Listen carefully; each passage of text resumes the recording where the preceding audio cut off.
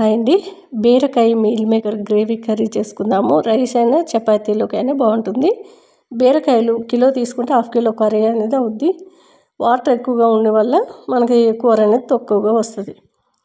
అంతే కదండి, బీరకాయలు చేదు ఉన్నది లేనిది కొద్దిగా నోట్లో పెట్టి ప్రతి కాయ కూడా చూసి కట్ చేసుకోవాలి, లేదంటే చేదుగా ఉంటుంది.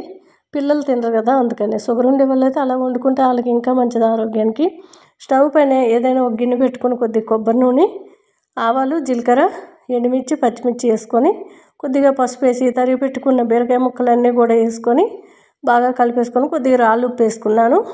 మనం కిలో బీరకాయలు తీసుకుంటే హాఫ్ కిలో కర్రీ అవుద్ది. వాటర్ శాతం ఎక్కువగా ఉంటుంది కాబట్టి హాఫ్ వరకే మనకి పోపులోనే బాయిల్ అయిపోతుంది. మూత పెట్టి మధ్య మధ్యలో కలుపుతూ ఉడికించుకోవాలి. మిక్సీ జార్లో ఒక 2 స్పూన్ల వరకు ధనియాలు, ఒక హాఫ్ స్పూన్ వరకు జీలకర్ర, ఒక హాఫ్ స్పూన్ వరకు ఆవాలు, చిన్న 2 అల్లం ముక్కలు, పచ్చి కొబ్బరి వెనక పొట్టంతా పీల్ చేసి తీసుకున్నాను. మీరు పొట్టుతో పాటు వేసుకోవచ్చు. చాలా ముదురుగా ఉందని బ్లాక్గా ఉండే వెనకాల, అందుకని తీస్తాను అదంతా. ఒక రౌండ్ తిరిగిన తర్వాత ఒక టమాటో కట్ చేసుకొని లవంగా, దాల్చిన చెక్క, యాలక్కాయలు, ఒక స్పూన్ వరకు పెరుగు మెత్తగా పేస్ట్ చేసుకోవాలి.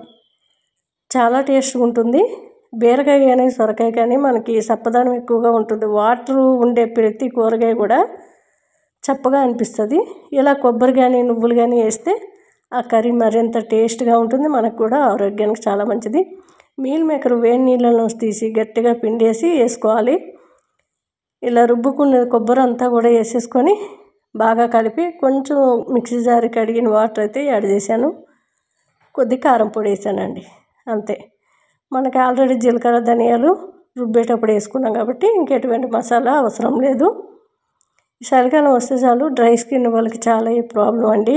ఎందుకంటే ఎలర్జీ కూడా వచ్చేస్తుంది వాళ్ళకి. డ్రై స్కిన్ ఉండే వాళ్ళకి వాళ్ళు ఎప్పుడు కూడా చలికాలంలోని చల్ల నీళ్ళు స్నానం చేయాలి. వాళ్ళకి అప్పుడు దురదలు అనేటివి రావు. వేడి నీళ్ళు చేస్తే దురదలు వచ్చేస్తాయి వాళ్ళకి. ఇలా కొబ్బరి ఉండే కూరగాయలు ఎక్కువగా తింటే వాళ్ళకి డ్రై అవ్వకుండా కూడా ఉంటుంది స్కిన్. అన్ని లోషన్లు కానీ ఏవి కానీ రాసినా ఎక్కువగా ఆయిల్ ఉన్నవి ఎక్కువగా వాడినట్లయితే కాసేపు డ్రై అవ్వకుండా ఉంటుంది.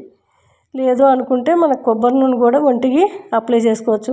ఎలర్జీ ఉండేవాళ్ళు ఎలర్జీ రాకుండా కూడా చేస్తుంది. ఎక్కువగా అటువడికి అప్లై చేసుకుంటే డ్రై అవ్వకుండా కూడా ఉంటుంది. టేస్ట్ అయితే అదిరిపోయిందండి.